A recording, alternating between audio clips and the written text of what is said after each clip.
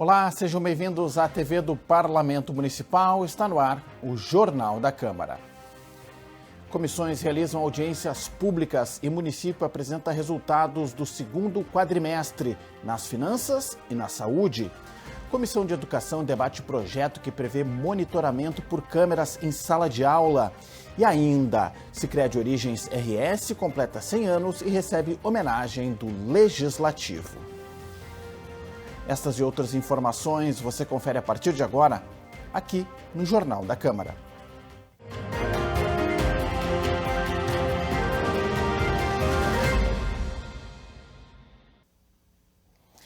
A Comissão de Economia e Finanças realizou audiência pública nesta terça-feira para avaliar os resultados do segundo quadrimestre do Executivo na área da Fazenda. De acordo com a apresentação do governo, o município fechou o período com déficit de 530 milhões de reais. Entre janeiro e agosto, as receitas municipais somaram 8,15 bilhões de reais. Já as despesas fecharam em 8,68 bilhões. O resultado representa um déficit de 530 milhões de reais. De acordo com a secretária da Fazenda de Porto Alegre, o valor ainda repercute o impacto da enchente na cidade. Por exemplo, a isenção do IPTU, ela caiu mais nesse ano que no ano passado, porque as pessoas já tinham pago em maio, né? Então a gente devolveu o dinheiro, só ali foram 120 milhões, então do 530 tu já pode justificar 120 milhões com isso.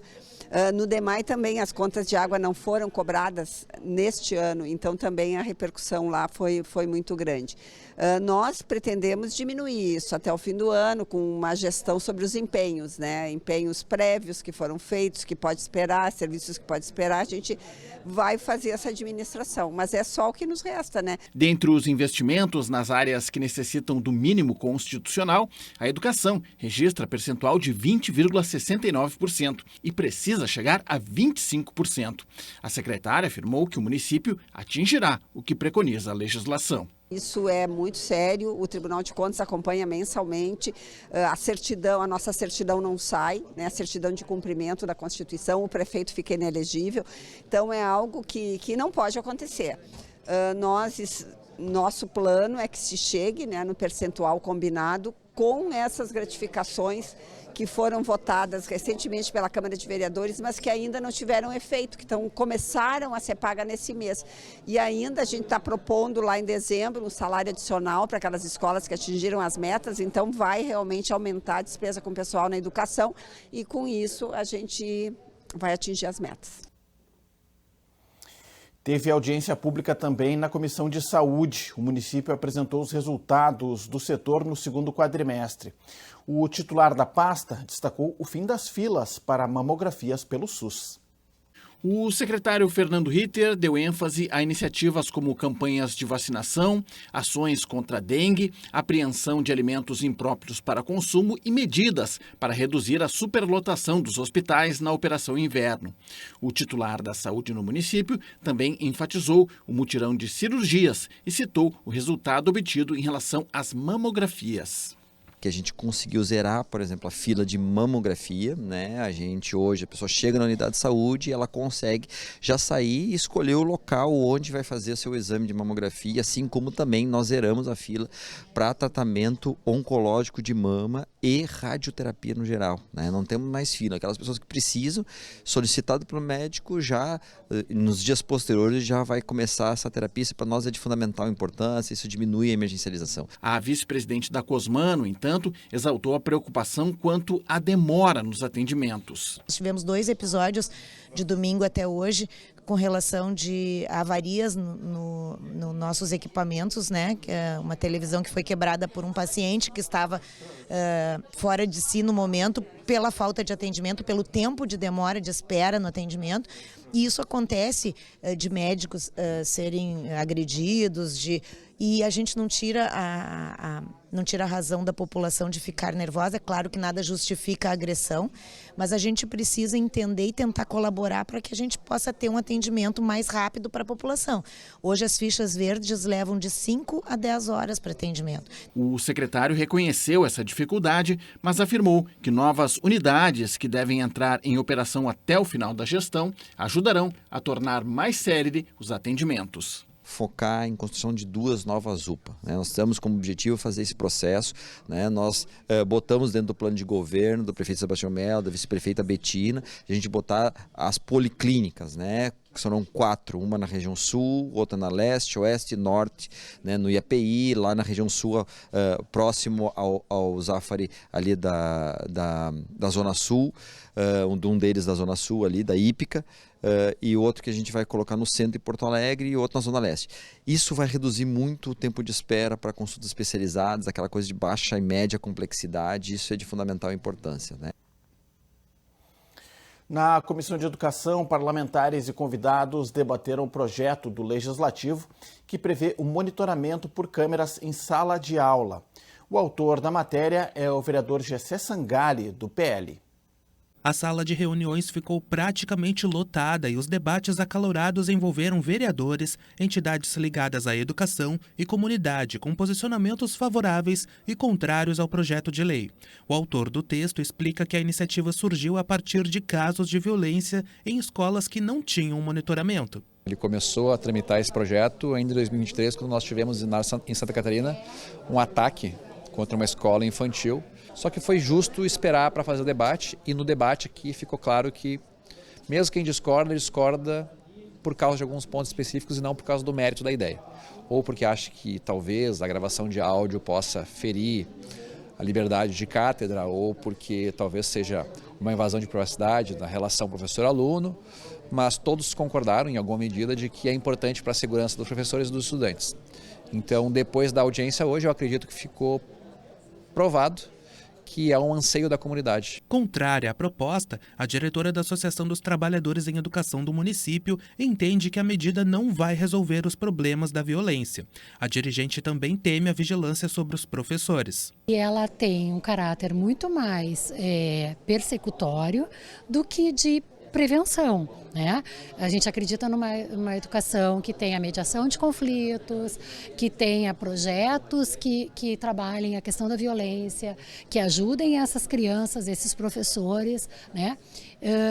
Para ter uma cultura de paz na escola e não violência. A própria questão da autonomia desse professor, se ele está sendo vigiado, se não está, né? Se sorri, se não sorri, entende? São coisas que acabam tirando a confiança dessa relação que é tão importante e que é fundamental para que a gente tenha uma aprendizagem de fato. O secretário adjunto de Educação declarou que várias escolas parceirizadas já possuem um monitoramento por câmeras nas salas de aula da educação infantil. Jorge Murgas acrescentou ainda que uma escola de ensino fundamental solicitou a instalação dos equipamentos. O gestor considera que a medida pode trazer mais segurança a todos. Nós temos demandas, a realidade está aí imposta, muitas escolas de educação infantil parceirizadas já possuem câmeras e a gente entende que é uma segurança para ambos, né? Tanto para o profissional de educação infantil, como foi relatado aqui, tanto quanto para o aluno, para a família, enfim. Agora a gente tem que proteger esses dados, né? Se o caminho que a Câmara encontrar de aprovação do projeto de lei é isso, a gente poder resguardar, observar toda a LGPD, e realmente passar a segurança, né, para todos de que esses dados realmente são sensíveis e que vão ser armazenados de forma correta, né? O presidente da Comissão de Educação ressaltou a importância do debate antes da votação da proposta no plenário da Câmara. Foi a única comissão, desde o protocolo do projeto de lei, que não tinha sido tramitada, porque ela ficou muito tempo parada na Comissão de Educação e eles pediram o artigo 81, que antecipa, então, para a ordem do dia. Mas hoje nós tivemos aqui, eu fiz uma contagem dos 35 vereadores, 13 vereadores passaram pela comissão. Eu estava em dúvida sobre o posicionamento, qual decisão tomar sobre o projeto, mas eu sou um defensor da utilização de câmeras na educação infantil. Então, claro que até amanhã, colocar em votação, a gente vai poder propor alguma emenda, né? E a gente está construindo, de repente, que ficar mediante aprovação do Conselho Escolar para poder utilizar essa ferramenta ou não. Na Comissão de Direitos Humanos, a epidemia de AIDS em Porto Alegre foi o tema da reunião desta semana. A CDCOM cobrou medidas de enfrentamento da situação atual e ações de prevenção. A pauta foi proposta pelo vice-presidente da comissão, vereador Pedro Ruas, do PSOL. De acordo com o parlamentar, a capital vive uma epidemia da doença. Porto Alegre hoje tem números alarmantes. É a pior capital do Brasil né, em número proporcional de portadores de HIV, é onde mais se morre proporcionalmente no Brasil de AIDS, a transmissão é a maior também em Porto Alegre, e isso tudo tem que ser, obviamente, combatido. E é também uma doença de estratificação social, porque pega mais pessoas pobres, né, da periferia. Então isso tudo tem que ser alterado, modificado para salvar vidas, literalmente. Carla Almeida, presidente do Grupo de Apoio à Prevenção da AIDS no Estado, o GAPA, avalia o cenário de epidemia e afirma que é necessário um trabalho intersetorial. A gente precisa de uma resposta que seja multifacetada, então a gente precisa de uma resposta que seja intersetorial, né? E que o enfrentamento à epidemia de AIDS ela esteja entre as prioridades dessa gestão. É importante a gente pensar que a gente não enfrenta a AIDS só com uma resposta no campo biomédico. A gente precisa que outros setores estejam também implicados nesse enfrentamento. A comissão vai solicitar que o município apresente um plano de enfrentamento à epidemia.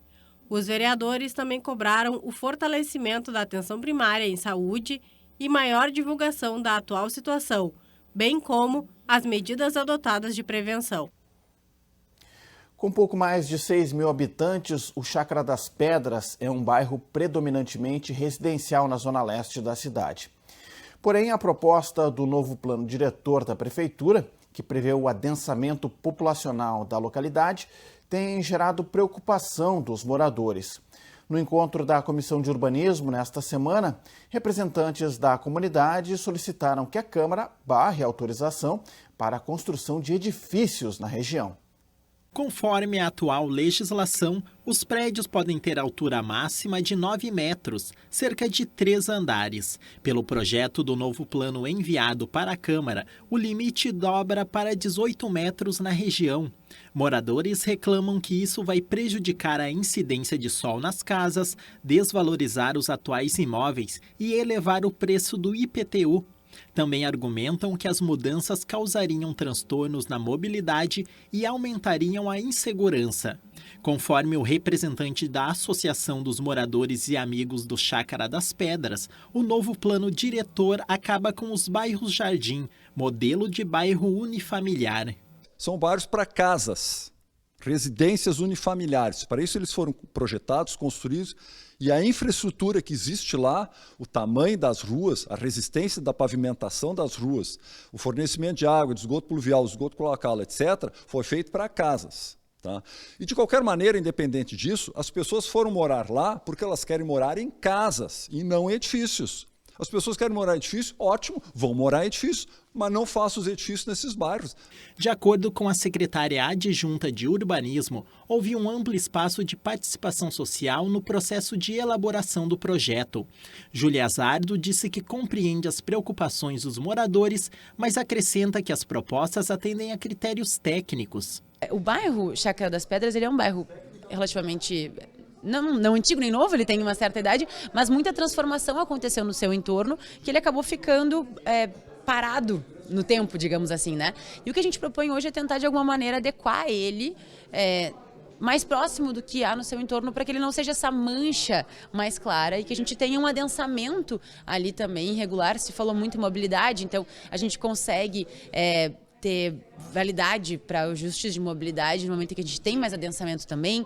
A pauta foi proposta pelo vereador Giovanni Gringo do Republicanos. Responsável pela condução da reunião, o vereador Coronel Ustra do PL destacou que caberá à Câmara fazer as alterações que forem necessárias para pacificar as divergências.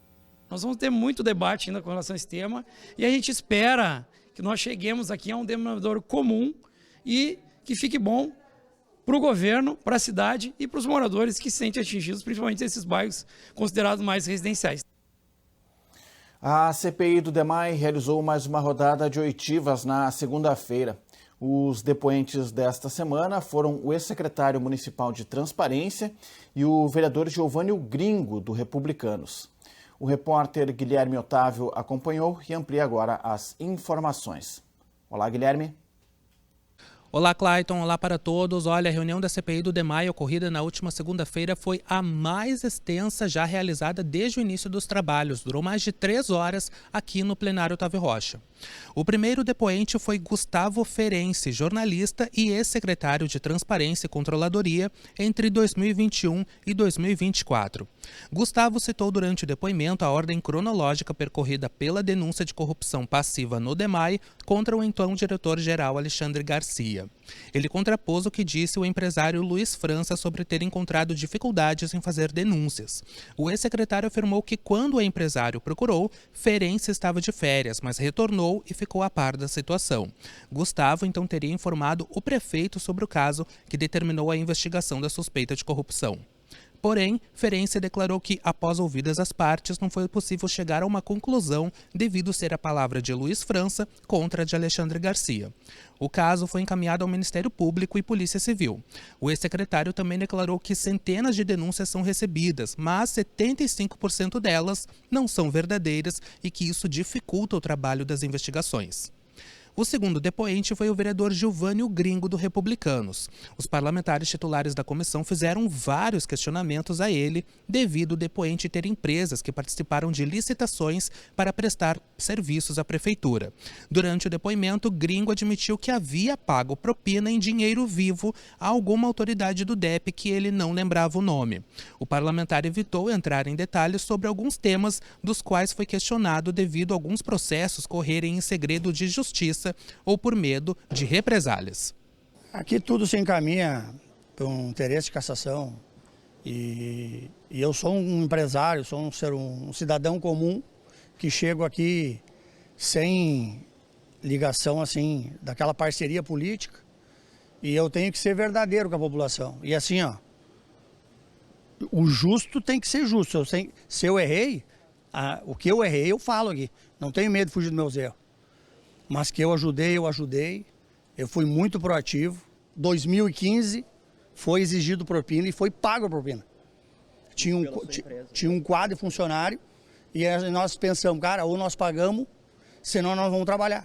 Aqui não tem inocente, aqui tem um cidadão de verdade que cedeu ao sistema, a dificuldade e a facilidade. E tá aqui, ó, tô botando a cara, ó. Como botei nas enchentes para ajudar, e cada situação que tiver dúvida, eu tenho como esclarecer. Eu sei que aqui eu talvez não tenha o direito de esclarecer, porque aqui já está organizado, pelo que eu analiso. Mas lá na rua, na justiça, eu tenho. O relator da CPI declarou que, a partir da participação do vereador Giovani, vai ingressar com as medidas legais cabíveis para buscar a devida responsabilização do depoente. Por diversas vezes ele assumiu aqui, quando indagado, que pagou propina, né, que praticou corrupção.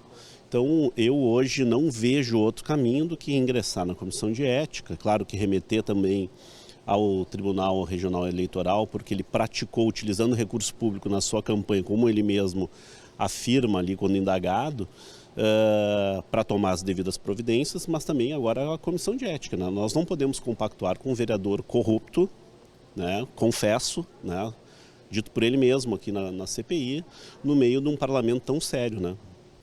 Já a presidente da CPI citou que o depoimento do vereador Gringo mostra que a corrupção esteve presente nas gestões municipais anteriores e segue presente na atual. Hoje foi, na verdade, um escárnio, né? Porque o próprio vereador da base da gestão Sebastião Melo, né, ele confessou que recebia propina no ano de 2023, que ele era sediado, na verdade, né, a receber propina dentro de um contrato dos caminhões-pipa, né? Ele mesmo já foi indiciado, já foi um cara que pagou propina, indiciado por corrupção ativa. Então, assim, é um escárnio. E isso mostra como essa gestão trata o DEMAI, né? Nesse desmonte. Então, quando a gente falava da CPI desde o início, que essa CPI ela busca investigar o desmonte, não é somente sobre o Alexandre Garcia, que é o principal, né? A principal figura que ficou pública. Na verdade, são vários contratos, são vários atores, na verdade, que são corrompidos e corruptores que estão dentro da máquina pública, pegando esses contratos caríssimos e desmontando o DEMAI. E a CPI do DEMAI já está se encaminhando para o fim dos trabalhos. Na próxima semana está prevista a última rodada de oitivas com o ex-secretário de Estado, Agostinho Meirelles, e Alexandre Garcia, que é ex-diretor-geral do DEMAI. Lembrando que todas as reuniões da CPI do DEMAI são transmitidas ao vivo pela TV Câmara a partir das 9h30 da manhã. Clayton. Obrigado, Guilherme. E na sessão de segunda-feira, o espaço da Tribuna Popular foi ocupado pelo Instituto Atlantos. Criada em 2015, a entidade sem fins lucrativos, sediada em Porto Alegre, tem como objetivo promover a pauta liberal no Brasil, que vai desde os direitos individuais até a defesa do livre comércio. Presidente do Instituto, Vinícius Bulbos, estudante de administração da Universidade Federal do Rio Grande do Sul, destacou que o Atlantos pretende qualificar o debate sobre a liberdade na sociedade e na academia. Segundo ele, os ideais do liberalismo clássico, baseados na não interferência estatal e na autonomia privada, são fundamentos para o empreendedorismo e o desenvolvimento nacional. São ideias que permeiam toda a construção do Ocidente como a gente conhece hoje. E a gente acredita muito nas ideias do empreendedorismo, nas ideias de pessoas que, porventura, possam fazer mais com o seu próprio esforço e também possam buscar novas oportunidades. Como foi o caso, como eu falei ali, do evento do Empreendedores do Amanhã, onde a gente leva capacitação empreendedora para jovens que muitas vezes não tiveram essa oportunidade dentro das escolas tradicionais ou até mesmo chegam na universidade sem conhecer esse tipo de iniciativa. Ponto alto dos trabalhos do Instituto, a Conferência Atlantos do próximo ano já está em processo de elaboração. A atividade costuma receber nomes de prestígio no Brasil e no exterior. Gostaria de aproveitar esse espaço aqui e deixar um convite a você que é jovem, que gostaria de participar, ter um ambiente para debater melhor essas ideias, que acesse a nossa página no Instituto Atlantos, lá no Instagram, para conhecer um pouco mais do nosso trabalho, as nossas formações e também tenha acesso a todo esse conteúdo. Queremos conversar contigo. O convite para o Instituto Atlantos comparecer ao Legislativo partiu do vereador Thiago Albrecht, do Partido Novo. Você não vai muitas vezes ter um consenso de 100%, mas focando, tendo como mola mestra a liberdade individual. Todo ser humano foi criado por Deus livre e tem direitos naturais para que possa exercer a sua vida, a sua profissão, o seu ofício. O Parlamento Municipal prestou homenagem aos 86 anos do educandário São João Batista. A instituição, que fica no bairro Ipanema, na zona sul da capital, atende gratuitamente crianças e adolescentes com necessidades especiais. A homenagem foi realizada pela vereadora Vera Armando do Progressistas, apoiadora do educandário. Tudo começou em 1939, quando Dea César Cofal, uma mulher da alta sociedade, deu início ao acolhimento de crianças e adolescentes acometidos por poliomielite.